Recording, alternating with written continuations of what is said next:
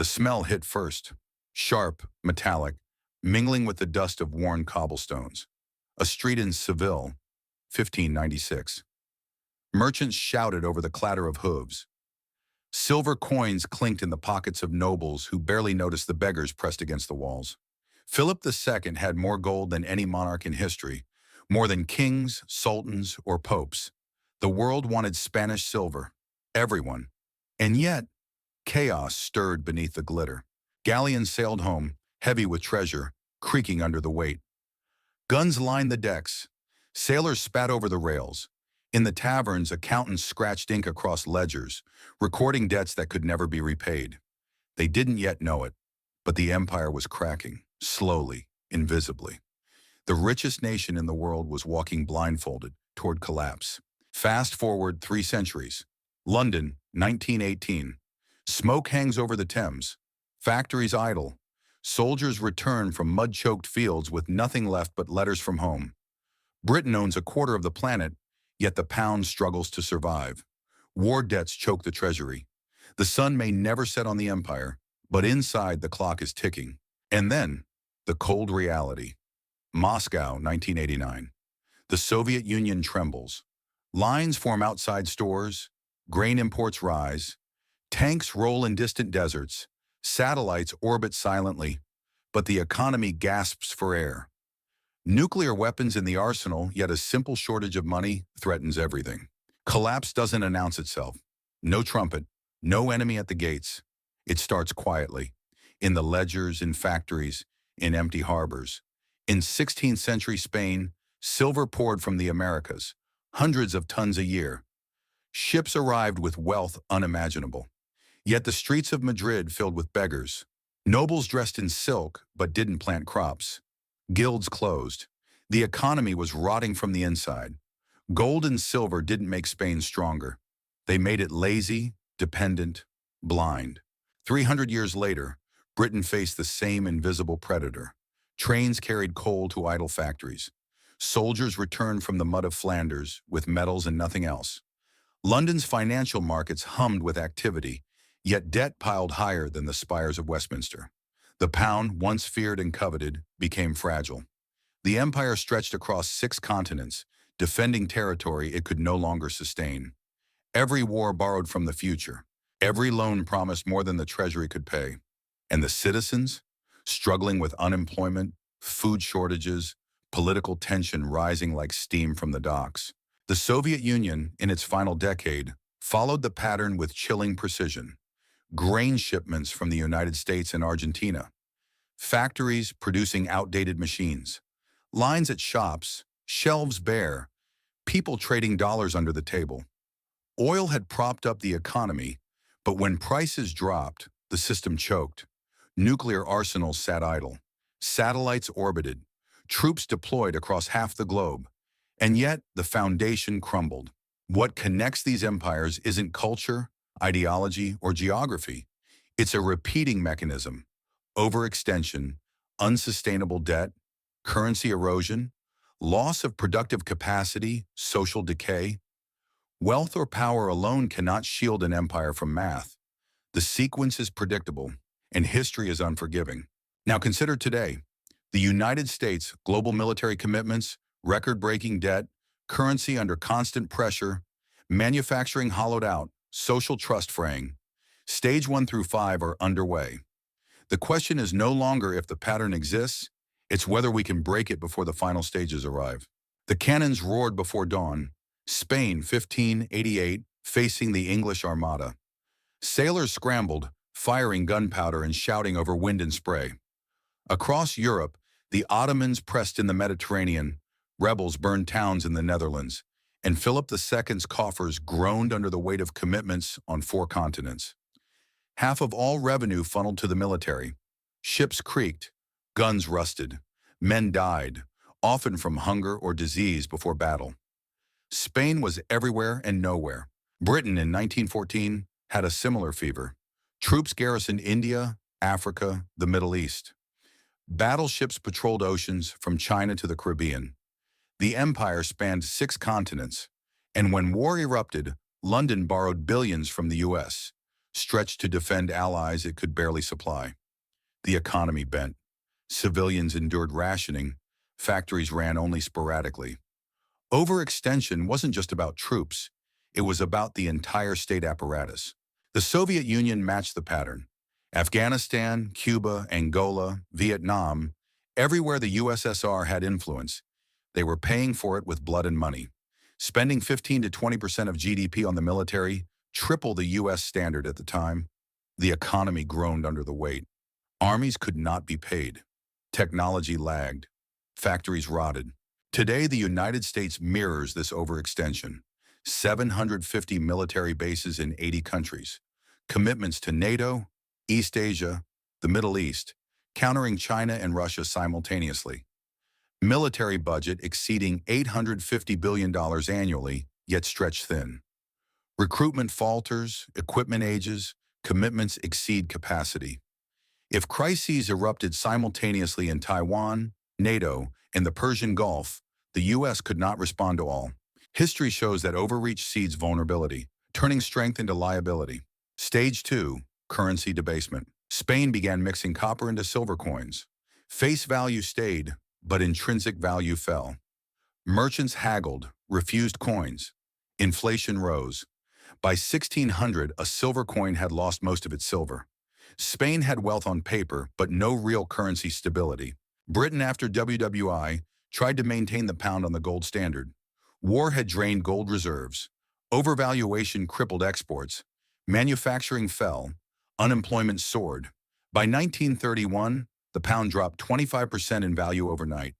Debt was still owed, but the currency had eroded trust. The Soviet ruble was never internationally trusted. Oil and gold became the real currency. Ordinary citizens hoarded dollars, not rubles. When oil prices fell in the 1980s, the USSR had no reliable medium to fund imports or pay obligations. The U.S. entered the same terrain in 1971, when Nixon closed the gold window. Dollars became fiat.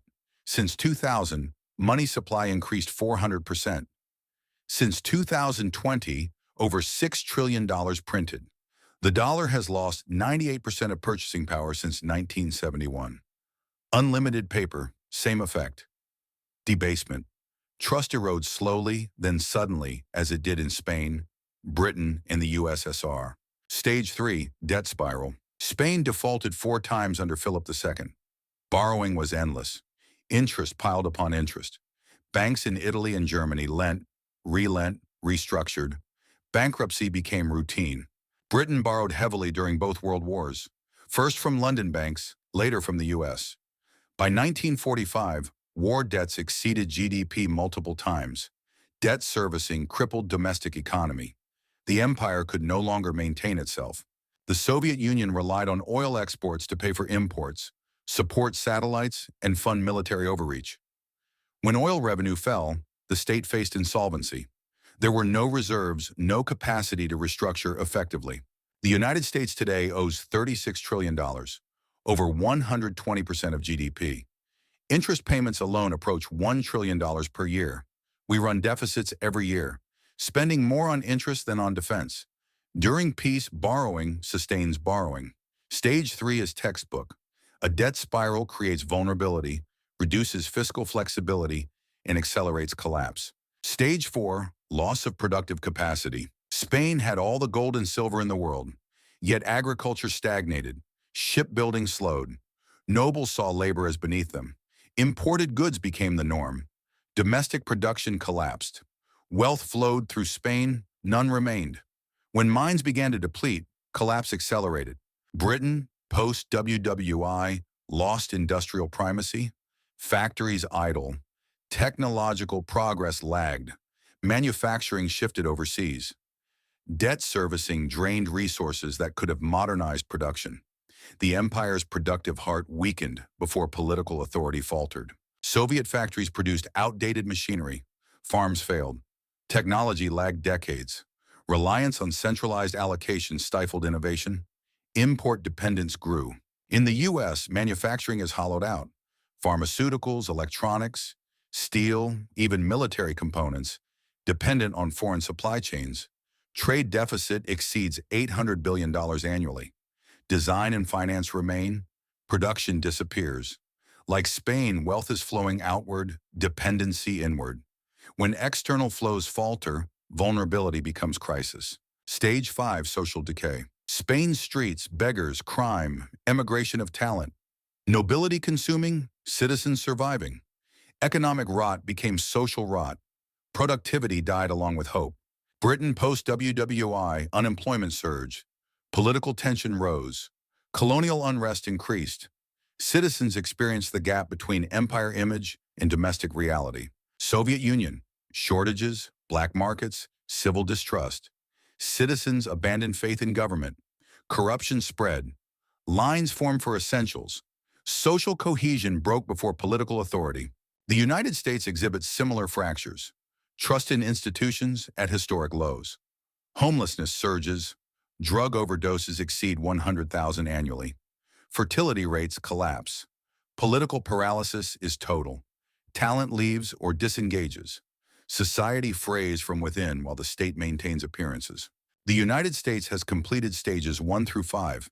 History demonstrates that once these stages are underway, stage 6, loss of reserve currency, becomes almost inevitable, followed by stage 7, collapse.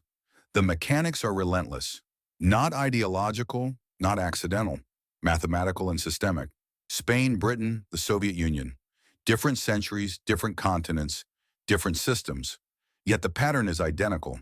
Military overreach first, then currency instability, spiraling debt, collapse of productive capacity, and social decay.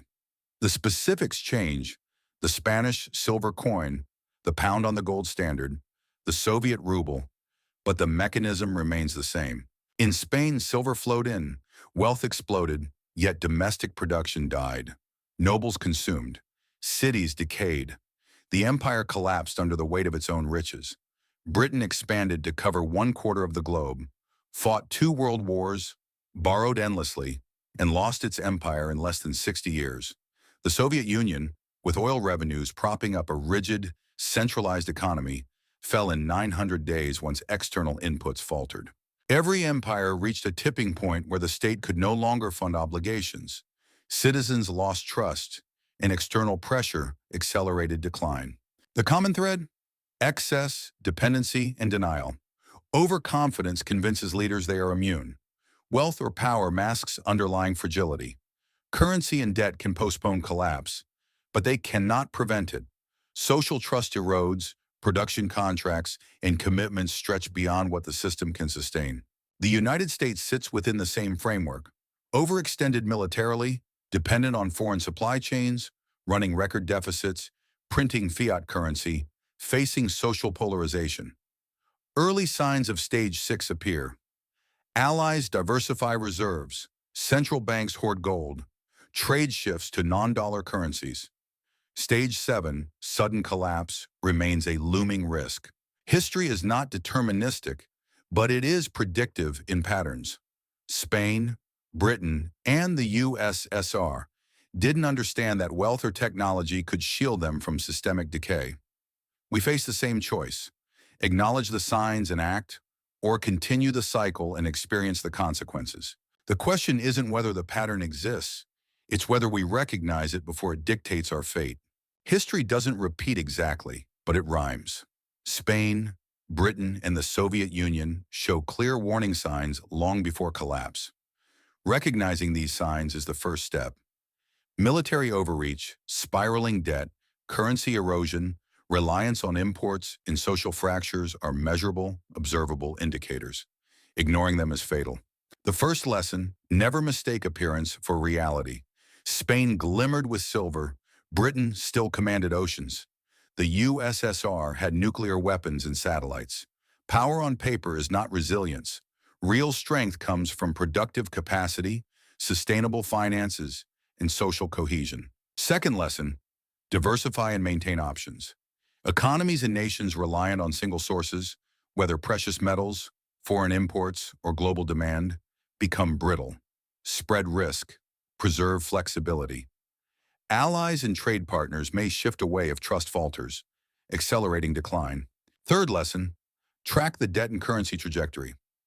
High debt, Constant borrowing and currency debasement create systemic fragility. Transparency and early intervention can mitigate, delay, or even prevent cascading failures. Waiting until the crisis hits is too late. Fourth lesson, invest in human capital and production. Wealth and technology are meaningless if the workforce disengages. Industries hollow out and innovation stalls. Societies that produce, innovate, and maintain skills adapt. Those that consume without creating weaken. Finally, watch social cohesion. When trust in institutions erodes, governance fails, and societal norms fracture, even powerful states can crumble. Public confidence and civic infrastructure are as vital as gold reserves or military arsenals. The takeaway is clear. Anticipate the stages, preserve options, and strengthen fundamentals. History provides the roadmap. Ignoring it risks repeating the catastrophe. Recognize the pattern before it dictates your future. Three empires: Spain, Britain, the Soviet Union. Different eras, different continents, different ideologies. Same pattern: overextension, currency erosion, debt spiral, loss of production, social decay, followed by sudden collapse. The lesson is not theoretical. It is visible in streets, in factories, in balance sheets, in political divisions. The United States shows the same warning signs. Stage 1 through 5 are already underway. Stage 6, loss of reserve currency status, is beginning. Stage 7, collapse, remains a risk if the cycle continues unchecked. History doesn't bend for wealth, technology, or confidence. It bends for math and structural reality. Recognize the pattern, track the signs, preserve flexibility, strengthen production and social cohesion. The past is not merely a story, it is a warning. The superpowers that ignored it paid the price. We should not.